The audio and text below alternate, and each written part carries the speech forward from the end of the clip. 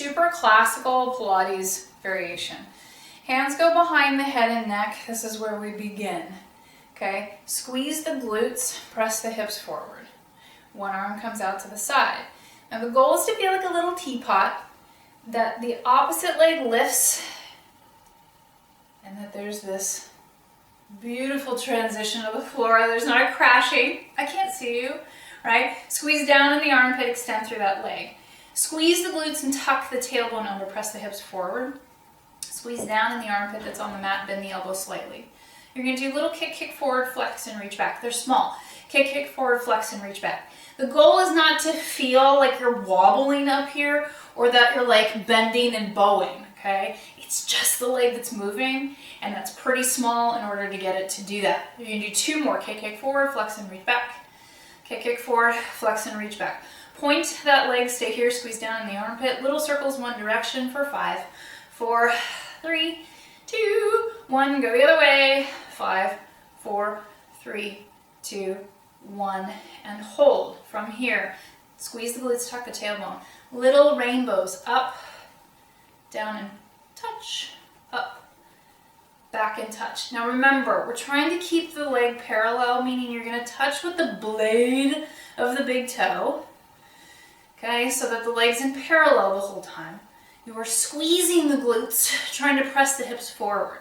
So there's not compensation of forward and back in the hip girdle. You are purely, in theory, moving the leg. That's a hard thing to do. Last one. Lift it up, bend it, push off that bottom arm, come back to center, hold. There's a lot of technique in these. If you have any questions, come find me on social, ask, okay? Other arm reaches out, a little teapot, lift that belly button. Try not to crash to the floor, but if you do, as long as you made it, you're there. Extend the arms, extend the leg, squeeze down in the armpit, bend at that bottom elbow, squeeze the glutes, tuck it forward. A little kick, kick forward, flex and reach back. Kick, kick forward, flex and reach back. These are so much smaller than you think they should be. Forward and back, okay? Forward and back. Last one, forward and back, okay? Then little circles, one direction for 5, 4, 3, 2, 1. Go the other way. 5, 4, 3, 2, 1. Then we aim for rainbows. Up and tap. Up and tap. They're gonna need to be slow if you're gonna navigate that they're in parallel the whole time. Trying to keep the hips forward. This is not a simple task. Lifting up to rainbow forward and down, up, and if they don't touch the ground, that's fine too. Last one, up and forward, up and back. Okay, lengthen, bend, come back up to kneeling. Release for a moment. Okay, grab one of your blocks. Okay, the block's gonna go in between the inner thigh. Squeeze. Okay, you're just gonna squeeze that block in between the inner thigh. When you squeeze the block, or the magic circle in the inner thigh, it releases the low back and activates the inner thigh, as well as the pelvic floor and those internal low obliques. It's really good for the core. Okay, from here, take an inhale, one arm up. Exhale, side bend as you squeeze. Bottom hand reaches to the top wrist. Gentle pull. Keep squeezing the glutes, pressing the hips forward. If you want to look up underneath that elbow, please do. Come back to center, all the way up through center. Okay, other arm. Up and over, bottom hand to the top wrist. Squeeze the glutes, press the hips forward. You're pulling on that wrist, but you're squeezing down in the armpit, so you're not crashing into the face. It matters, okay? Then try to look up underneath that elbow. Come to center, come up.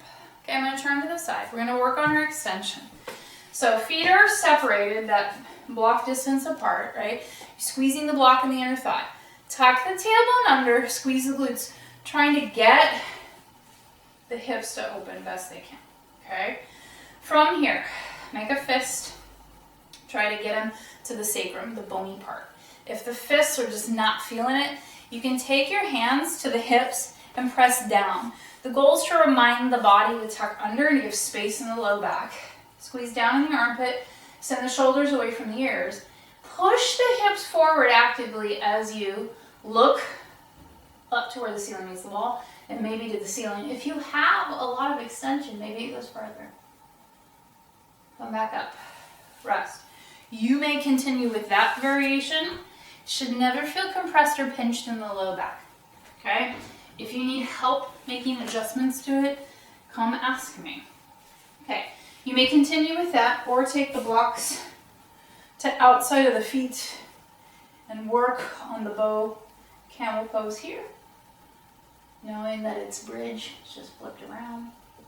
Maybe you don't need the blocks and you can curl the toes and reach for the heels. Squeeze down in the armpit, push the hips forward, that's the big deal. Okay, maybe you can let the feet release and look to the back wall. 2 and 1. Release. Come out of it. Come down to child's pose. Use your yoga block at your third eye. Whatever setting feels good. Take the hands to the back of the neck for just a moment. Take an inhale. And an exhale. Okay. Peel and roll up through your spine, one vertebra at a time. That's the last thing that floats up.